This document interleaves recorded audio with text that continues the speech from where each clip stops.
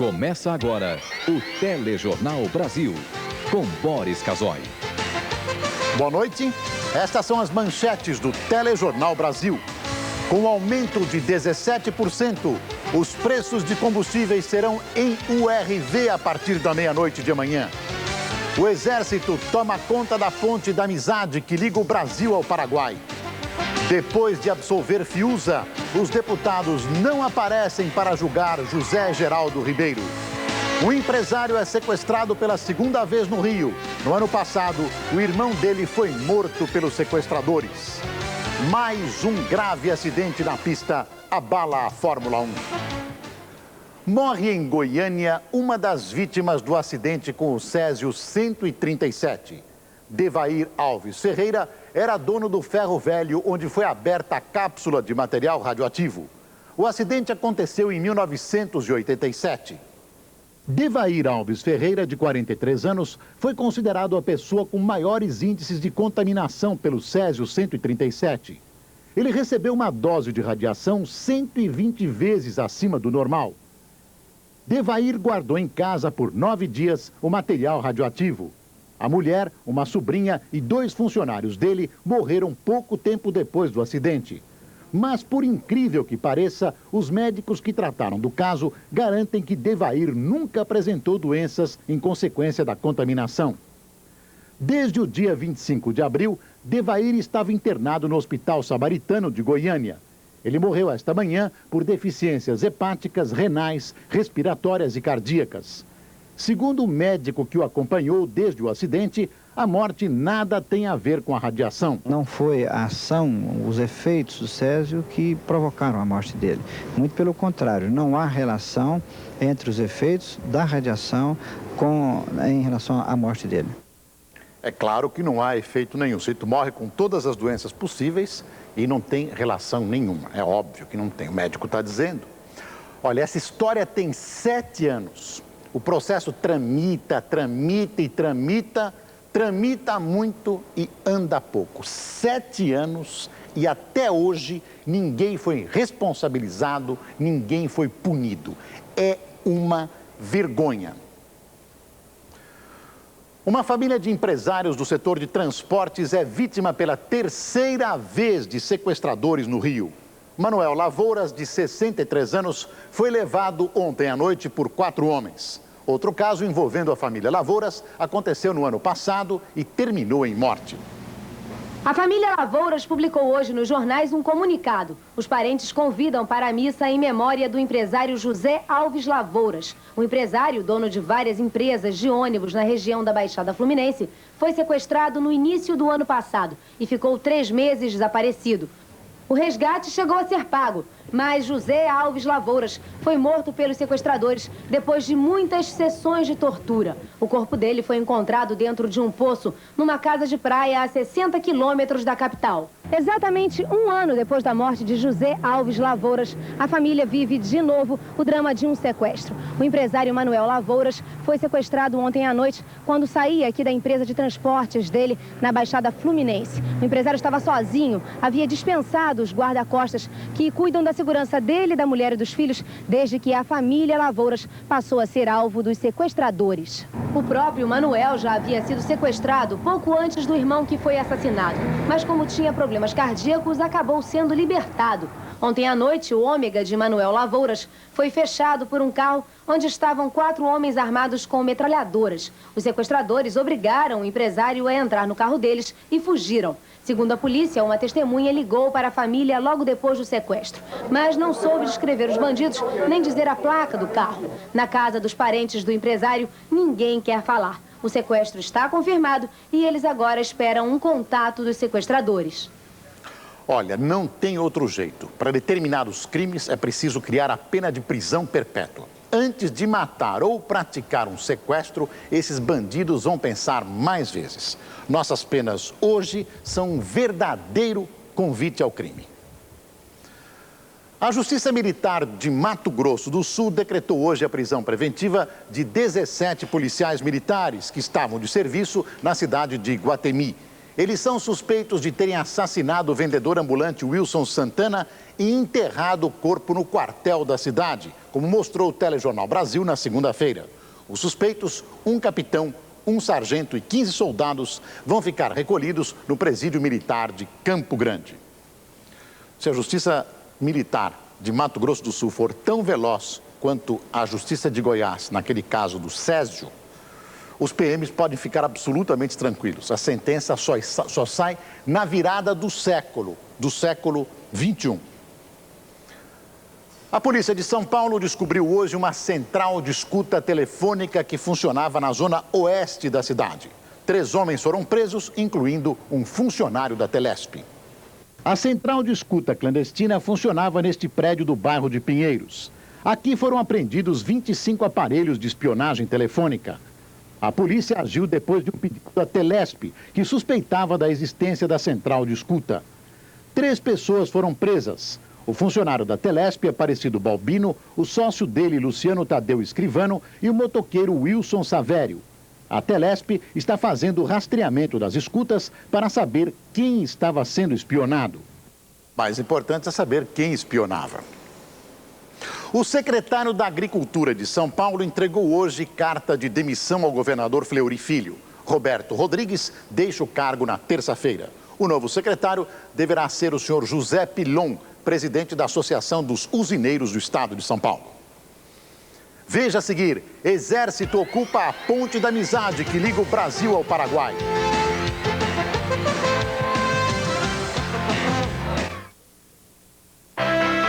Jovem revolucionário, exilado pela ditadura militar, professor respeitado no mundo inteiro. Foi um dos líderes da campanha das Diretas Já. Teve a 2ª maior votação da história do Brasil. Como executivo, criou o plano que vai acabar com a inflação e devolveu a esperança ao povo brasileiro. Este é o candidato do PSDB à presidência da República. Fernando Henrique, presidente. Ordem no governo. Progresso no Brasil.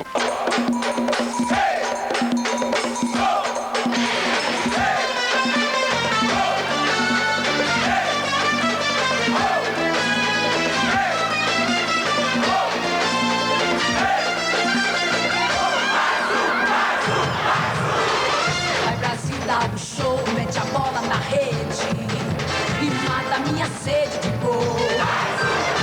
Vamos lá, seleção, enche o meu coração. Quero ser o tetracampeão. Pra sentir o prazer e o sabor de querer de ser campeão. A Copa é a pátria de chuteira no pé e cerveja na mão. Vamos lá, seleção, levantar o dedo e gritar Brasil. Você é o número 1, torcendo para a nossa seleção. Fazer de novo do Brasil o número 1. Agora quem colecionar as cartelas do Ganhe Já também vai ganhar prêmios. Junte 26 cartelas com frases diferentes e troque por uma camiseta. 27 cartelas dão direito a uma mochila escolar. 28, um rádio. A máquina de costura você troca por 29 cartelas. E juntando 30 cartelas diferentes, o videocassete é seu. É a nova promoção do Ganhe Já. O governo do estado multiplica por 3 suas chances de ganhar. O Rei dos Colchões orgulhosamente apresenta a sua mais nova loja na Lima e Silva com Avenida 9, próximo à rodoviária. Uma exposição de almofadas, encostos de TV e dos melhores colchões fabricados com matéria-prima importada. Tudo em 1 mais 2 iguais, sem acréscimo. Aceitamos seu cheque pré-datado e todos os cartões de crédito. Visite a nova loja do Rei na Lima e Silva com Avenida 9. O Rei dos Colchões, qualidade internacional. Uma encomenda daquelas. Só a mesma preguiçenta da Chicandoca pra ter uma ideia dessas. Olga, será que eles podem mandar prender a gente? Se vocês fizerem isso, eu jogo esse bicho pela janela. Eu juro que jogo. Pelo amor de Deus, fala baixo. Éramos 6. A novela da família brasileira. 4º capítulo. Hoje, logo após a viagem e reapresentação depois de Fera Ferida.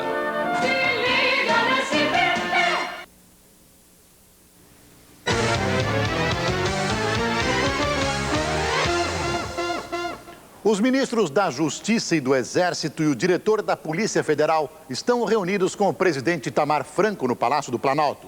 Eles tentam uma solução para a greve dos policiais federais. Hoje, as tropas do Exército permaneceram na sede da Polícia Federal em Brasília. A presença dos soldados continuou ostensiva apenas nas imediações da sede da Polícia Federal. O cenário de operação de guerra é o mesmo de ontem. Cães, metralhadoras, carros de combate, prédio cercado. Mas a esplanada dos ministérios e a Praça dos Três Poderes ficaram livres de qualquer movimentação militar. A greve na Polícia Federal completou hoje 53 dias. Os grevistas continuam aguardando uma resposta do governo sobre a proposta feita pelo Congresso. Ela prevê a retirada das tropas do Exército, a manutenção de 30% dos serviços da Polícia Federal e a discussão das reivindicações salariais. A Ponte da Amizade, na fronteira do Brasil com o Paraguai, viveu um clima de guerra hoje. No começo da tarde, soldados armados ocuparam o lugar dos policiais federais. A ocupação aconteceu por volta das 2 da tarde. 200 homens da Companhia de Fuzileiros do 34º Batalhão de Infantaria Motorizado de Foz ocuparam pontos estratégicos na Ponte da Amizade. Armados de fuzis e metralhadoras, não houve nenhum tipo de reação. O diretor do Departamento de Polícia Federal foi informado da ação do Exército e recebeu ordens no sentido de manter no local somente os agentes em escala normal, apenas 2. O representante sindical não aceitou. E já que houve a intervenção do Exército, o Exército que assuma todas as funções, os riscos e as responsabilidades do nosso serviço. Vocês têm que separar aqui o problema da segurança física das instalações, o apoio à Receita Federal e o trabalho exercido pela Polícia Federal aqui no controle de estrangeiros. Esse trabalho do Exército não tem nada a ver com isso. 2 horas após a ocupação, um novo grupo de soldados reforçou a presença militar na Ponte Internacional da Amizade, numa verdadeira operação de guerra. Esta foi a gota d'água para que os agentes em serviço deixassem a ponte, protestando pela presença do Exército. Depois de abandonar o local, os policiais federais decidiram em assembleia paralisar todo o serviço em Foz do Iguaçu. Além da Ponte da Amizade, a aduana na Ponte da Fraternidade, que liga o Brasil à Argentina, também está prejudicada.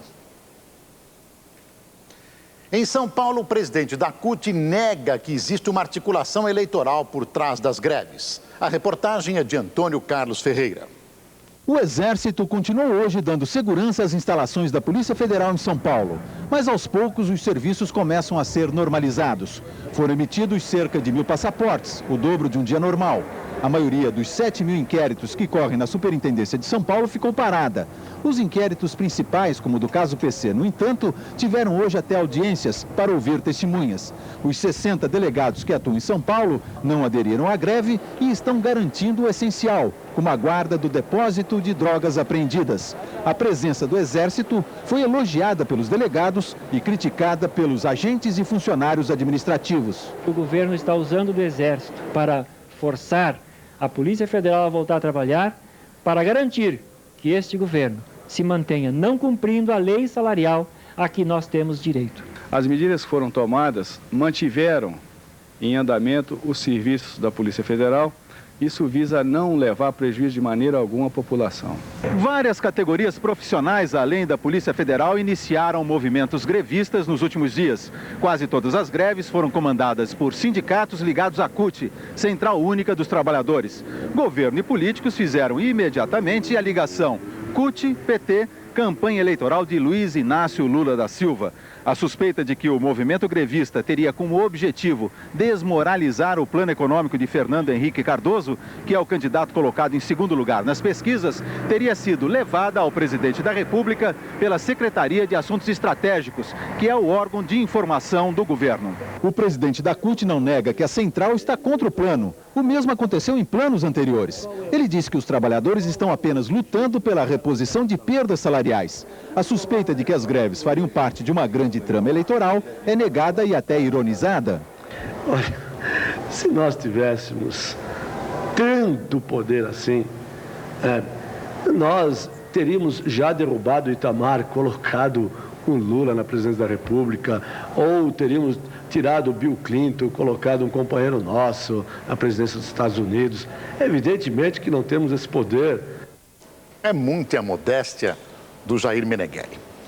Olha, embora com exagero, especialmente ontem no aparato bélico, o governo não podia declinar de sua autoridade. Itamar fez o que tinha que ser feito. A Polícia Federal não pode ficar de jeito nenhum fora do controle do governo.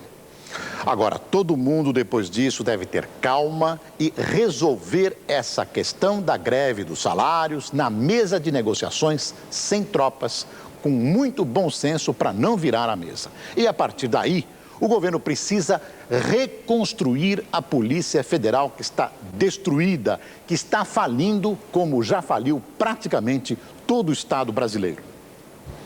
Veja a seguir, depois da absolvição de Fiuza, deputados não aparecem para julgar José Geraldo Ribeiro. Se você é uma pessoa que está preocupada com a saúde, guarde bem esses números. Eles são os números do telefone da GEMED. Uma empresa que há 2 anos está preocupada em assegurar os melhores planos de saúde para você, sua família e sua empresa. São mais de 650 profissionais garantindo atendimento rápido e sem burocracia a 20 mil associados. E agora, a AGEMED conta com atendimento nacional. Guarde bem esses números. Quem esquece, fica doente de raiva. AGEMED, há 2 anos fazendo bem à saúde. Nos tempos atuais, quem tem onde morar é privilegiado. Hoje, o sonho da casa própria para muitos é coisa do passado.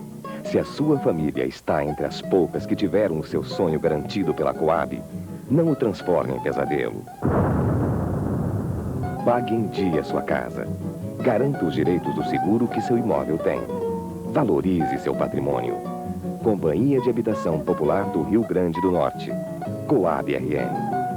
Caia na Real e economize no São José. Maracujá, uva verde Itália, maçã vermelha nacional, batata inglesa, cebola branca, tomate, chuchu, repolho branco, inhame, banana pacovan, o quilo, apenas 795. Carne bovina de primeira, alcatra, patinho, contrafilé, chã de fora, chã de dentro, lombo paulista, o quilo, apenas 3.950. A qualidade está aqui e o preço baixo faz a diferença. Venha aproveitar a promoção real do São José. Chegou um novo benefício que a VASP criou para você. BV, bônus de viagem VASP. Você faz 10 viagens de ida e volta e ganha 4.000 quilômetros gratuitos para ir a qualquer lugar do Brasil. A cada novo grupo de 10 viagens, o bônus irá crescendo. É a VASP criando novidades para tornar suas viagens mais econômicas e sua preferência mais vantajosa. Você voa, você ganha.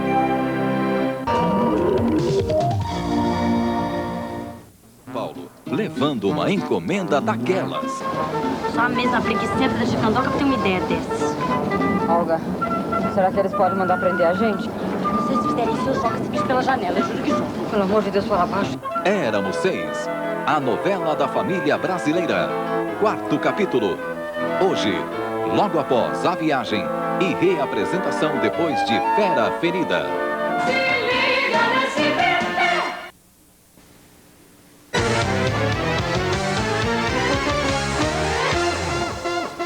Lula volta ao Brasil depois de 5 dias em Nova York. Ele esteve também em Boston e Washington nessa sua viagem. O último compromisso do candidato do PT nos Estados Unidos foi mais uma vez para tranquilizar os banqueiros e investidores americanos sobre sua possível vitória nas eleições de outubro. O debate foi na Câmara de Comércio Brasil-Estados Unidos. Cerca de 800 empresários e banqueiros pagaram $150 cada um para ouvir as posições de Lula. O candidato do PT falou de privatização, meio ambiente e dívida externa. E deixou muito claro, ninguém deve pensar que se Lula ganhar a eleição, o capital deve deixar o Brasil. Ao contrário, Lula garantiu que o Brasil continuará sendo um mercado extremamente promissor para investimentos, tanto de brasileiros quanto de estrangeiros.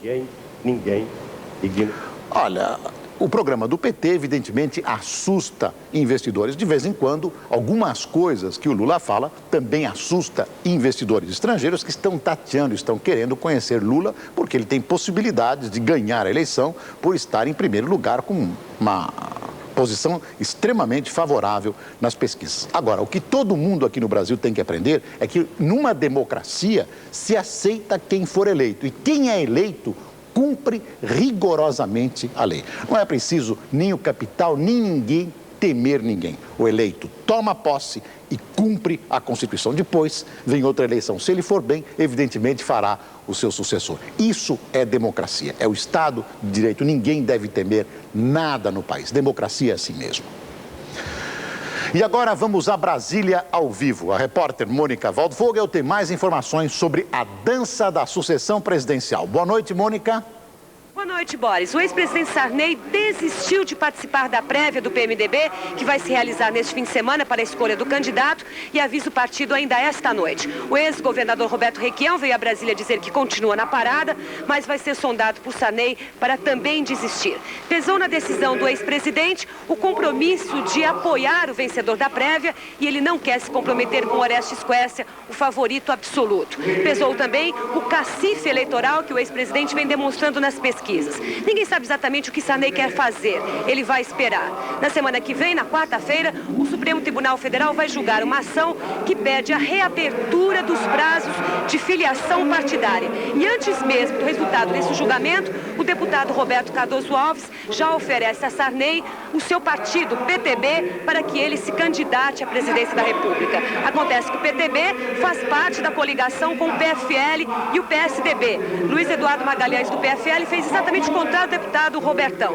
Disse que se ele quiser vir para o PFL, se isso for possível, ele é bem-vindo, mas o partido já tem candidato à presidência e é Fernando Henrique Cardoso. A Fernando Henrique, depois de um dia de muitas reuniões e especulações, só restou desabafar. Estou cansado de tanta fofoca, disse Fernando Henrique agora há pouco. Boris. Obrigado, Mônica. Você vê que ainda tem muita água para correr debaixo da ponte na eleição presidencial brasileira. A mais nova estrela da seleção brasileira vira estrela das eleições de outubro. O jovem Ronaldo vai participar de uma campanha do Tribunal Superior Eleitoral para incentivar a juventude a votar. O craque Ronaldo, de 17 anos, vai tirar o título de eleitor amanhã em Belo Horizonte.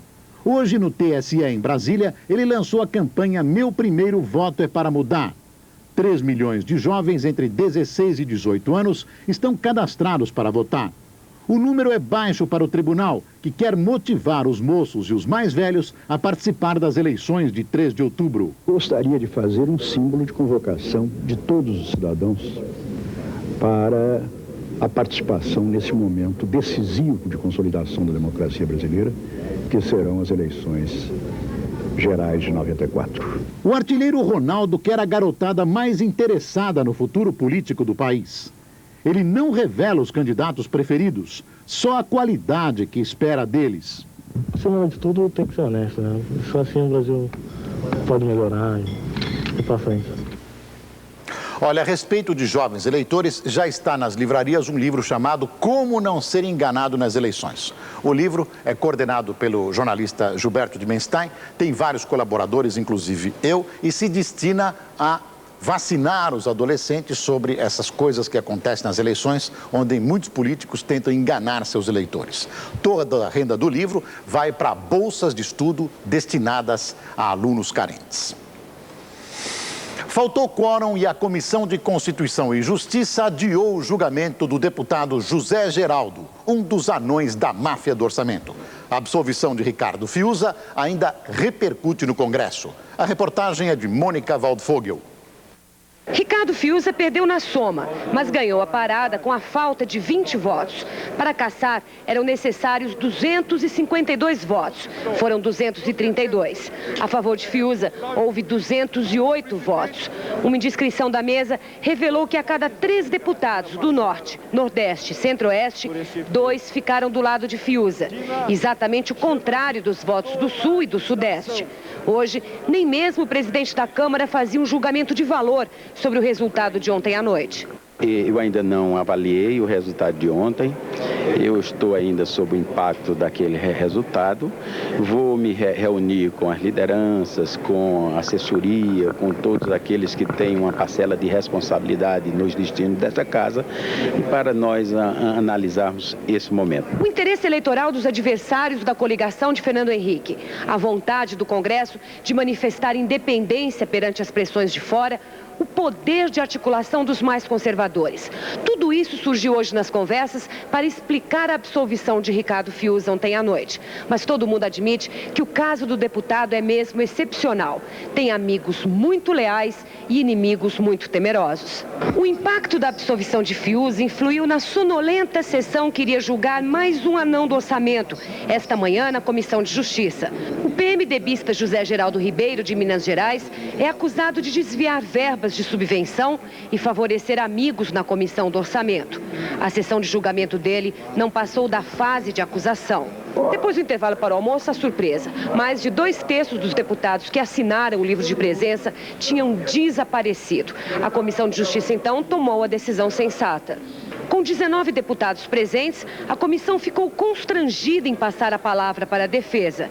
Como poderiam depois votar os faltosos que não se interessaram pelos argumentos do acusado?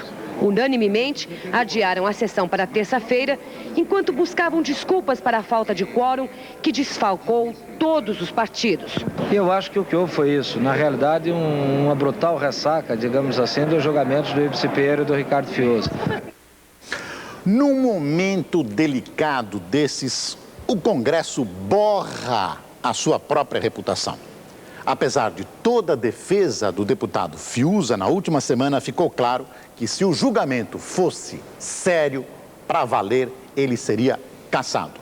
O julgamento político que se esperava, esse julgamento é político, não é um tribunal de justiça, acabou se transformando num ato de compadrio, onde quem perde é o Congresso e é a democracia.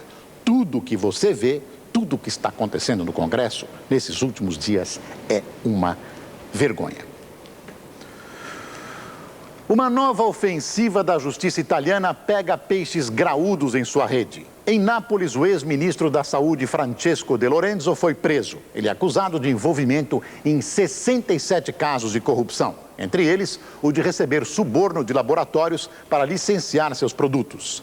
Em Milão, um juiz ordenou que o ex-primeiro-ministro Bettino Craxi entregue seu passaporte. A medida tem o objetivo de dificultar uma eventual fuga de Craxi. O ex-premier socialista enfrenta investigações em 20 casos de corrupção. Veja a seguir, com aumento de 17%, os combustíveis passam para URV a partir da meia-noite de amanhã. Quem tem preço baixo, mostra o preço que tem. Frango congelado Sadia Frango Sul, 1.890. Queijo mussarela para fatiar, 6.900. Leite longa vida Vale Dourado, 1.100. Iogurte polpa Chambuci, 2.950. Requeijão Chambuci, 2.480. Salsicha hot dog perdigão a granel, 3.190. Toalha creme quilo, 19.900. E o Nordestão assina embaixo.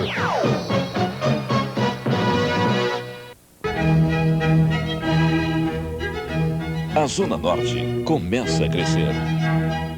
Chegou Inhamus, o maior estoque, a maior variedade para atender todo o Rio Grande do Norte em qualquer estação.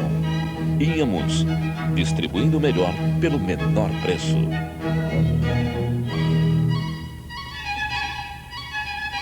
Inhamus, Estrada da Redinha, bairro Potengi.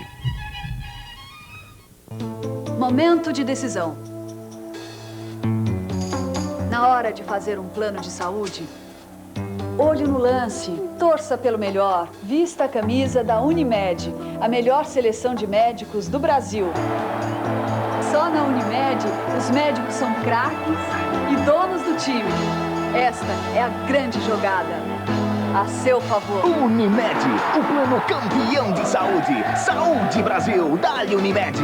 Caia na Real e economize no São José. Maracujá, uva verde Itália, maçã vermelha nacional, batata inglesa, cebola branca, tomate, chuchu, repolho branco, inhame, banana pacovan, o quilo, apenas 795. Carne bovina de primeira, alcatra, patinho, contrafilé, chã de fora, chã de dentro, lombo paulista, o quilo, apenas 3.950. A qualidade está aqui e o preço baixo faz a diferença.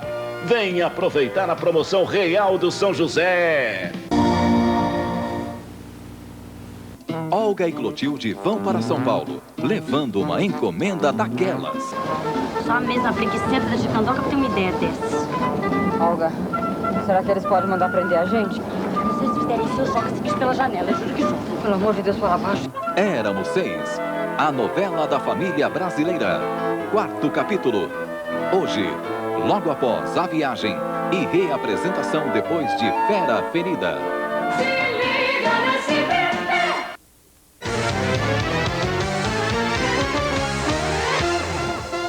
O Banco Central vai permitir a abertura dos bancos oficiais neste fim de semana para a entrega das declarações do imposto de renda. O expediente bancário amanhã e na segunda-feira também vai poder ser prorrogado até a meia-noite. O horário especial de atendimento dos bancos foi pedido pelo secretário da Receita Federal, Osíris Lopes Filho, para evitar nova prorrogação da data de entrega das declarações. E não se esqueça, então, segunda-feira é o último dia para entrega da declaração do imposto de renda. O governo divulga o índice de aumento dos combustíveis para a conversão em URV. E a tentativa de votar a medida provisória que criou o indexador acaba em tumulto no Congresso. Não havia quórum para votar a medida provisória e o senador Nabor Júnior, que presidia a mesa, encerrou a sessão. Inconformados, o líder do PFL reclamou e o deputado Gastone Rigg esbravejou. E vai embora! Suspenda a sessão! E vai embora! Suspenda e vai embora! O petista Paulo Paim tripudiou das reclamações e o líder do PSDB acusou o PT de Lula e o PDT de Brizola. O pessoal que apoia o Lula, que apoia o Brizola, equivocadamente está contra abaixar a inflação. Então estão jogando no quanto pior, melhor. Ou seja, estragar o plano anti-inflacionário para a inflação estar mais alta, na expectativa de colher votos em 3 de outubro. A votação agora ficou para a próxima terça-feira, mas o Ministério da Fazenda continua tocando para frente o Plano Real. Hoje lançou o primeiro título público em URV e anunciou que os combustíveis vão subir 17% em média neste sábado e aí ficam convertidos em URV. Até o fim de maio, a correção de preços pela URV vai ser feita todo fim de semana, mas em junho poderá ser feita 2 vezes por semana. E hoje o governo ainda comemorou a inflação medida pelo novo índice da Fundação Getúlio Vargas, o IGP-URV. Entre os dias 21 de março e 20 de abril, os preços subiram em média 0,13%. E o IGP-URV, medido entre os dias 1º e 30 de abril, ficou em menos 0,09%, indicando que em abril os preços em URV, em média, tiveram uma pequena baixa. Nesta sexta-feira, a URV estará valendo R$ 1.534 cruzeiros reais e 66 centavos. Veja a seguir, mais um grave acidente na Fórmula 1. O piloto está em coma profundo.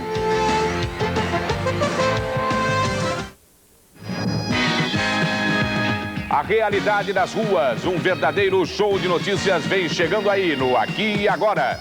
Veja um dos destaques da edição de hoje. Cheirinho tá bom aqui, ó, basturado. Célia Bravin exclusivo. Aqui e Agora, flagras bacanas de Havana na boca. O Aqui e Agora volta já já, logo depois da novela Éramos 6.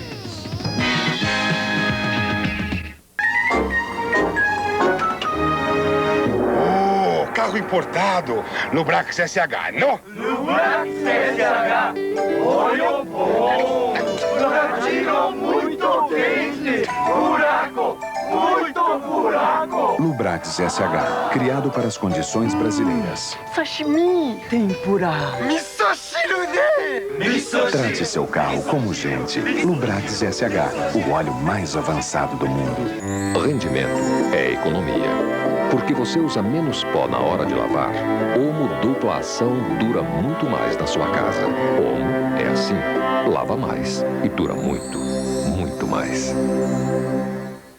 Meu molho, cadê o meu molho? Ai, desculpa. Licença. Tá aqui. A Sica faz um molho refogado com os melhores ingredientes. É pomarola, com temperos na medida certa para você incrementar com seu jeitinho especial. Pomarola, um molho que fica com a sua cara. Peraí, é pra TV? Posso passar um batonzinho? Ao comprar ou pagar o seu carnê, você ganha o novo Pegue e Marque do Baú, valendo 35 milhões em ouro. Pegue e Marque, o único que já vem com 12 dezenas extras para você começar a marcar na hora. É pegar e marcar. Junte os amigos e venha viver as emoções da Copa. No World Cup Clube, petiscos e chopp, a Globo tem salão com ar-condicionado, o super telão pra você ver.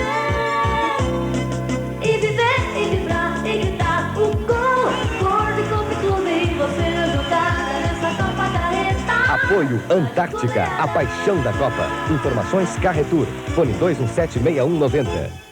O pré-datado do Jardinense para 30 de maio. Somente até sábado. Aproveite estas e muitas outras ofertas. Carne de sol de primeira, 4.190. Macarrão Santo Antônio, 490. Queijo mussarela para fatiar, 6.950. Laranja, 190. Tomate, 590. Cebola argentina, 990. Cenoura, 1.100. Chuchu, 395. Não esqueça, o pré-datado do Jardinense é para 30 de maio. No Jardinense, você sempre ganha mais. Sempre.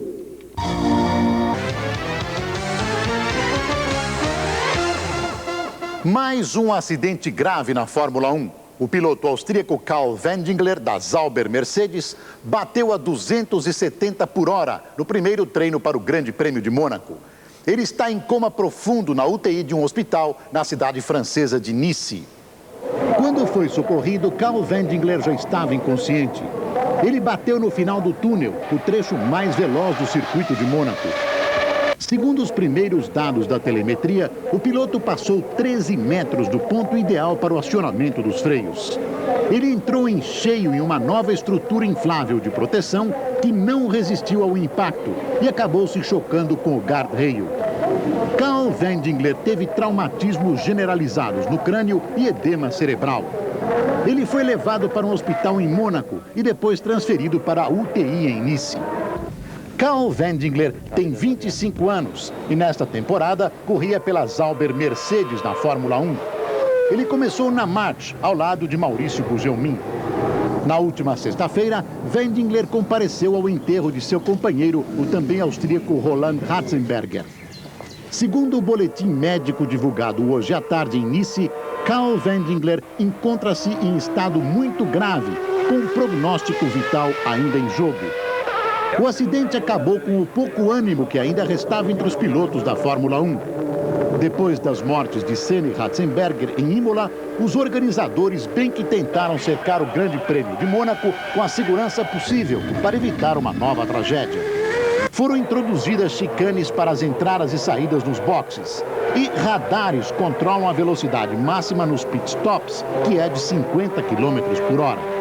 Mas não foi o suficiente. As fatalidades já são uma triste rotina na Fórmula 1. Nos treinos de hoje, o piloto Michael Schumacher conseguiu o melhor tempo. Christian Fittipaldi marcou o 11º e Rubinho Barrichello ficou na 17ª colocação. Daqui a pouco, o Palmeiras poderá se sagrar bicampeão paulista de futebol. Para isso, precisa apenas de um empate contra o Santo André, penúltimo colocado do campeonato. Na Grã-Bretanha, morre o líder da oposição. John Smith liderava o Partido Trabalhista desde 92. Ele morreu aos 55 anos em consequência do infarto. O Senado americano aprova a suspensão unilateral do embargo ao fornecimento de armas para a Bósnia. Isso desrespeitaria o embargo decretado pela ONU há 3 anos. Para entrar em vigor, a medida deve ser aprovada pela Câmara dos Deputados e pelo presidente Bill Clinton. A Organização para a Libertação da Palestina escolhe os 25 membros do Conselho Palestino que vai administrar Gaza e Jericó. O presidente do Conselho será o líder da OLP, Yasser Arafat. Segundo fontes da OLP, Arafat enfrenta dificuldades. Algumas personalidades teriam se negado a entrar num órgão que não terá poderes de governo. Outras estariam impondo condições para fazê-lo. Mas o chefe da delegação palestina nas negociações com Israel, Nabil Shaat, anunciou que o Conselho vai assumir suas funções nos próximos dias. A chuva devolve o verde ao sertão do Ceará e promete uma safra recorde. Os agricultores esperam colher 1.085.000 toneladas de grãos este ano. 13 açudes já sangraram assegurando água por mais 2 anos e peixe na feira. Só o milho terá uma produção estimada de 500.000 toneladas. No município de Canidé, distante 110 quilômetros de Fortaleza, os agricultores colhem as primeiras espigas com muito otimismo. Ao lado do milho aparece o feijão, que também faz parte da mesa do sertanejo. Em 94, a safra pode chegar a 292.000 toneladas, cerca de 618% a mais do que em 93. O estoque está aumentando e muitos já estão com feijão guardado em casa. Esse ano, graças a Deus, vou fazer um feijãozinho. O algodão, um dos principais geradores de divisas da região Nordeste, mereceu atenção especial do governo cearense e da iniciativa privada. O programa Pro Algodão, lançado desde o ano passado, já está beneficiando cerca de 24.000 pequenos produtores em 106 municípios do estado. Os primeiros resultados positivos apontam um incremento de 1.620% na produção do algodão herbáceo em relação à colheita passada. O senhor Manuel Pinto fugiu da seca no ano passado, mas já voltou para o campo por causa das chuvas. Vai chover aqui até o fim de junho, se Deus quiser. Os bancos não querem mudanças na poupança, mesmo com a chegada do real. A ABCIP, Associação Brasileira das Entidades de Crédito Imobiliário e Poupança, criticou hoje uma proposta do governo de alterar o cálculo da correção para evitar que os rendimentos de julho sejam exagerados. A ABCIP argumenta que o cálculo da poupança é baseado nos CDBs, que terá taxas baixas conforme a queda da inflação em real. Para a FIP, os preços continuam subindo em URV. O índice de preços ao consumidor apurado até a primeira semana de maio subiu em URV 2,09% contra 2,62% em abril. O custo de vida em cruzeiros reais subiu 46,5% no período. Em abril, o IPC foi de 46,2%. A maior alta foi do vestuário, que teve reajuste de 58%. Em cada 10 habitantes do estado do Acre, 6 estão contaminados com o vírus da hepatite B. O governo do Acre decidiu usar a campanha nacional de multivacinação no mês que vem para ampliar o combate à doença. A hepatite B é uma doença infecto-contagiosa transmitida pelo vírus HBsAg. Na fase desenvolvida da doença, o vírus atinge o fígado, prejudicando as funções hepáticas e deixando várias sequelas no organismo. Ela atinge pessoas de todas as idades, inclusive recém-nascidos, cujas mães estejam doentes durante a gravidez. A doença é transmitida da mesma forma que a AIDS, através das relações sexuais, utilização de material cortante contaminado e transfusões de sangue. Um estudo por amostragem realizado recentemente no Hemoacre, em Rio Branco, mostra que a hepatite B atinge a metade da população da capital do Acre. Num período de 21 dias, em 238 exames realizados, 142 deram resultados positivos. Só este ano, 11 pessoas morreram vítimas da hepatite B só no hospital de base. A hepatite se enquadra entre os principais problemas de saúde do estado do Acre. Eu diria que, em primeiro lugar, junto com a malária, com as doenças diarreicas, doenças respiratórias, doenças da pobreza. Lamentavelmente, é um grande problema de saúde pública no Acre.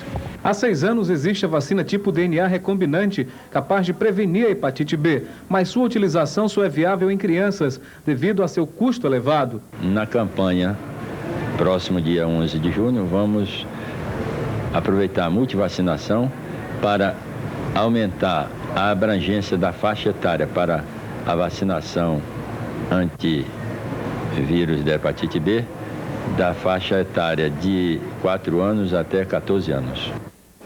Em Recife, menores carentes abandonam as ruas e se transformam em operários modelo, trabalhando na linha de produção do laboratório farmacêutico do estado.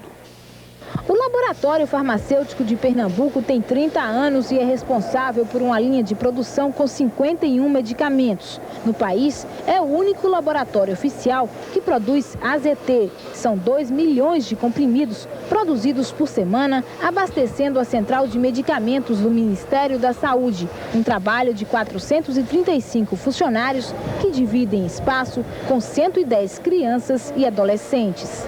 Eles são moradores de comunidades carentes do Recife e trocaram as ruas por 4 horas diárias de trabalho. Recebem por mês um salário mínimo, vale transporte e ainda levam para casa os produtos da linha do laboratório que eles mesmos produzem. No laboratório, eles se espalham em 4 linhas de produção. No setor de escovas de dente, 6 se revezam na produção diária de 50 unidades. Na embalagem, são 18 com a missão de dar acabamento a 4.000 tubos de soro todos os dias. Mas é na linha de armações e lentes que eles se concentram em maior número. São 65 meninos e meninas se revezando num trabalho que exige atenção e talento. Por mês, é deles a missão de produzir 6.000 armações e 8.000 lentes. O que você faz com o dinheiro que você recebe todo mês? Dou a minha mãe, compro algumas coisas para mim. Você gosta do trabalho? Gosto. Por quê?